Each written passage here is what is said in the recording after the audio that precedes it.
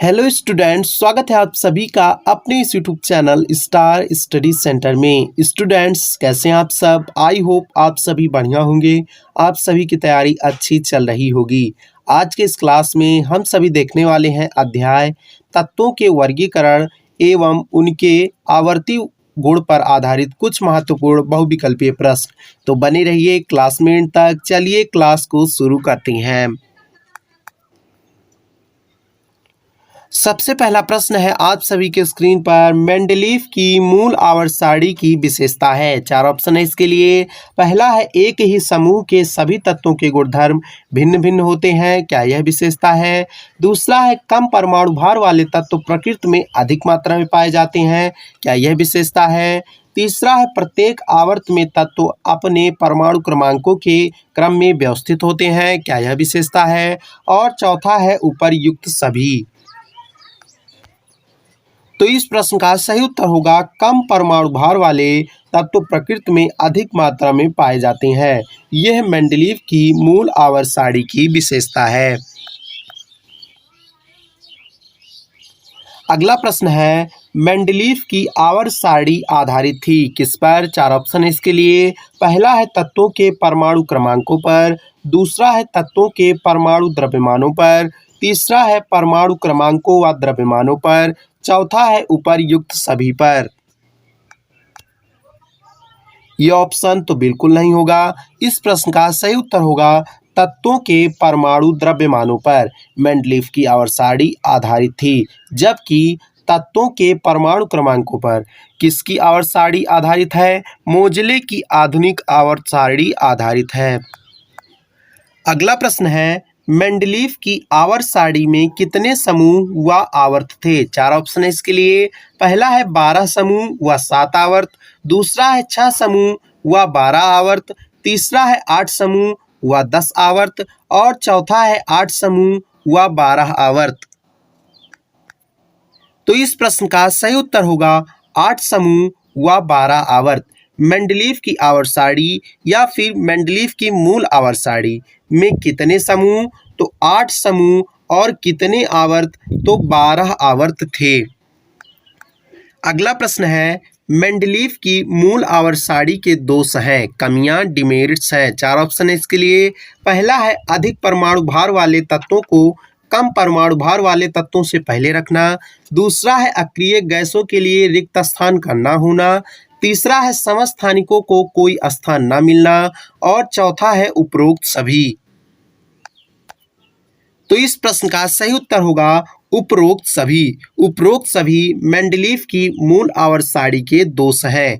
इनकी आवर्त सारणी तत्वों के परमाणु द्रव्यमानों पर आधारित थी, इसलिए इनकी आवर्त सारणी में समस्थानिकों को कोई स्थान नहीं मिला, अक्रिय गैसों के लिए रिक्त स्थान नहीं छोड़ा गया और अधिक परमाणु भार वाले तत्वों को कम परमाणु भार वाले तत्वों से पहले रख दिया गया। अगला प्रश्न है किस वैज्ञानिक ने सिद्ध किया कि परमाणु का मूलभूत गुण परमाणु क्रमांक है? चार ऑप्शन है इसके लिए। पहला है इवानोविच मेंडलीव ने, दूसरा है न्यूलैंड्स ने, तीसरा है लोथर मेयर ने और चौथा है मोजले ने। तो इस प्रश्न का सही उत्तर होगा मोजले ने। मोजले नामक वैज्ञानिक ने सिद्ध किया कि परमाणु का मूलभूत गुण क्या होता है? परमाणु क्रमांक होता है। अगला प्रश्न है किन किन आवर्त के तत्वों को प्रारूपिक तत्व टिपिकल एलिमेंट कहते हैं? चार ऑप्शन है इसके लिए। पहला है दूसरे व चौथे आवर्त के तत्वों को, दूसरा है दूसरे व पांचवें आवर्त के तत्वों को, तीसरा है दूसरे व छठे आवर्त के तत्वों को और चौथा है दूसरे व तीसरे आवर्त के तत्वों को। तो इस प्रश्न का सही उत्तर होगा दूसरे व तीसरे आवर्त के तत्वों को क्या कहते हैं? प्रारूपिक तत्व टिपिकल एलिमेंट कहते हैं। यहीं पर आपसे प्रश्न पूछ लिया जाए कि किस आवर्त के तत्वों को सेतु तत्व कहते हैं, ब्रिज एलिमेंट कहते हैं? तो किस आवर्त के? तीसरे आवर्त के तत्वों को सेतु तत्व ब्रिज एलिमेंट्स कहते हैं। अगला प्रश्न है निम्न में कौन क्षारीय मृदा धातु यानी एल्केलाइन अर्थ मेटल है? चार ऑप्शन है इसके लिए। पहला है लिथियम व पोटेशियम, दूसरा है कॉपर व सिल्वर, तीसरा है बेरिलियम व कैल्शियम और चौथा है इनमें से कोई नहीं। तो इस प्रश्न का सही उत्तर होगा बेरिलियम व कैल्शियम। ये क्षारीय मृदा धातु एल्केलाइन अर्थ मेटल्स हैं।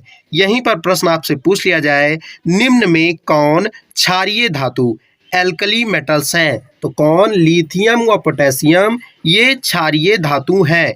और प्रश्न पूछ लिया जाए, निम्न में कौन मुद्रा धातु है? तो कॉपर, सिल्वर और सोना ये तीनों मुद्रा धातु हैं। अगला प्रश्न है, दीर्घाकार आवर्त सारणी को कहते हैं? चार ऑप्शन है इसके लिए। पहला है मेंडलीफ की मूल आवर्त सारणी, दूसरा है आधुनिक आवर्त सारणी, तीसरा है बोर की आवर्त सारणी और चौथा है इनमें से कोई नहीं।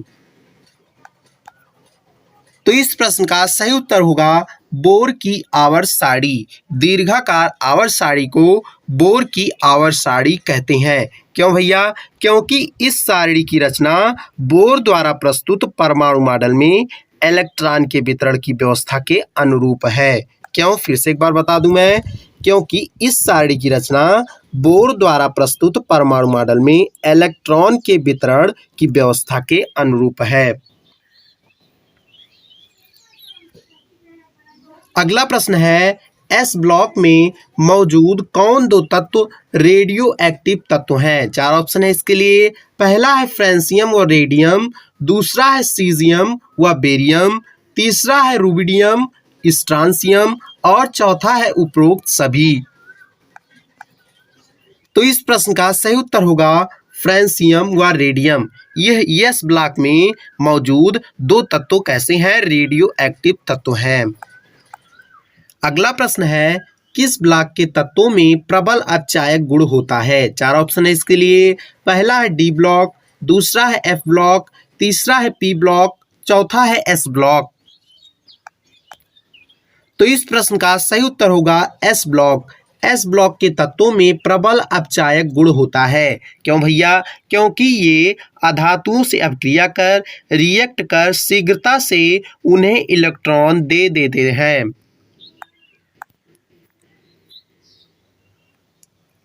अगला प्रश्न है, किस वर्ग के तत्वों की इलेक्ट्रॉन बंधुता इलेक्ट्रॉन एफिनिटी सबसे अधिक होती है? चार ऑप्शन है इसके लिए। पहला है वर्ग 13, दूसरा है वर्ग 14, तीसरा है वर्ग 15 और चौथा है वर्ग 17। तो इस प्रश्न का सही उत्तर होगा वर्ग 17। वर्ग 17 के तत्वों की इलेक्ट्रॉन बंधुता इलेक्ट्रॉन एफिनिटी सबसे अधिक होती है।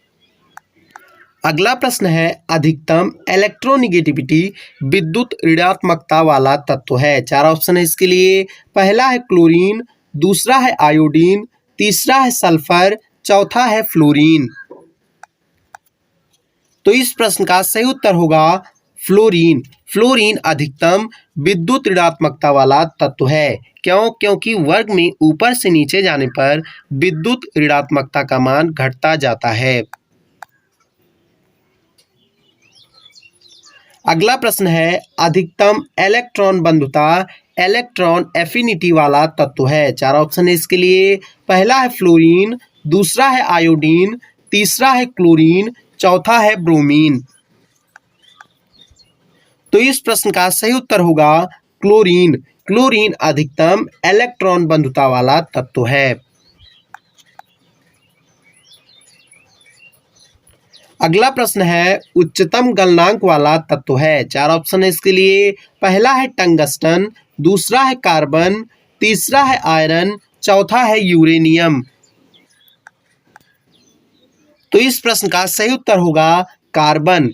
प्रश्न हमसे पूछा भैया उच्चतम गलनांक वाला तत्व, ना कि धातु, तो बहुत लोग गलत कर दिए होंगे। इस प्रश्न को सही कर लीजिए, कार्बन होगा। कार्बन उच्चतम गलनांक वाला तत्व है।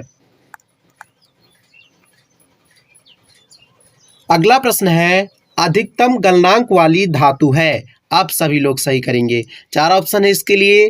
पहला है कार्बन, दूसरा है टंगस्टन, तीसरा है यूरेनियम, चौथा है आयरन। तो इस प्रश्न का सही उत्तर होगा टंगस्टन। टंगस्टन अधिकतम गलनांक वाली धातु है। अगला प्रश्न है अधिकतम घनत्व वाला तत्व। 4 ऑप्शन है इसके लिए। पहला है रुबिडियम है, दूसरा है ऑस्मियम है, तीसरा है हीलियम है, चौथा है यूरेनियम है। तो इस प्रश्न का सही उत्तर होगा ऑस्मियम है। अधिकतम घनत्व वाला तत्व ऑस्मियम है। यहीं पर आपसे पूछ लिया जाए न्यूनतम घनत्व वाला तत्व है तो क्या हाइड्रोजन, और पूछ लिया जाए न्यूनतम घनत्व वाली धातु है तो क्या लिथियम। अगला प्रश्न है तत्वों की वर्ग संख्या का निर्धारण किया जाता है किसके द्वारा। 4 ऑप्शन है इसके लिए। पहला है परमाणु भारों द्वारा, दूसरा है परमाणु क्रमांकों द्वारा, तीसरा है बाह्यतम कोश में मौजूद इलेक्ट्रॉनों द्वारा और चौथा है उपरोक्त सभी द्वारा। तो इस प्रश्न का सही उत्तर है बाह्यतम कोश में मौजूद इलेक्ट्रॉनों द्वारा तत्वों की वर्ग संख्या का निर्धारण किया जाता है। आप किसी भी तत्व का इलेक्ट्रॉनिक विन्यास कर उसके बाह्यतम कोश में मौजूद इलेक्ट्रॉन की संख्या पता कीजिए, उसके बाद वर्ग संख्या मिलाइए तो दोनों समान होंगे। अगला प्रश्न है अक्रिय गैसों की त्रिज्या सदैव होती है। 4 ऑप्शन है इसके लिए। पहला है धात्विक त्रिज्या, दूसरा है सहसंयोजक त्रिज्या, तीसरा है धात्विक व सहसंयोजक त्रिज्या दोनों, चौथा है वांडर वाल्स त्रिज्या। तो इस प्रश्न का सही उत्तर होगा वांडर वाल्स त्रिज्या। अक्रिय गैसों की त्रिज्या सदैव वांडर वाल्स त्रिज्या होती है। अंतिम प्रश्न है आप सभी के स्क्रीन पर, जब कोई परमाणु 2 या 3 धनायन बनाता है तो किसकी त्रिज्या बड़ी होती है। 4 ऑप्शन है इसके लिए। पहला है सबसे अधिक धनावेश वाले आयन की, दूसरा है सबसे कम धनावेश वाले आयन की, तीसरा है दोनों प्रकार के धनावेश वाले आयन की और चौथा है उपरोक्त सभी की। तो इस प्रश्न का सही उत्तर होगा सबसे कम धनावेश वाले आयन की। जब कोई परमाणु 2 या 3 धनायन बनाता है तो सबसे कम धनावेश वाले आयन की त्रिज्या बड़ी होती है। स्टूडेंट्स कैसा लगा क्लास नीचे कमेंट बॉक्स में जरूर बताइएगा। यदि चैनल पर नए हैं तो चैनल को सब्सक्राइब कर बेल आइकन को ऑल पर जरूर प्रेस कर लीजिएगा ताकि नोटिफिकेशंस के माध्यम से हमारी सारी वीडियोस आप तक पहुंचती रहें। मिलते हैं नेक्स्ट ऐसे ही क्लास में।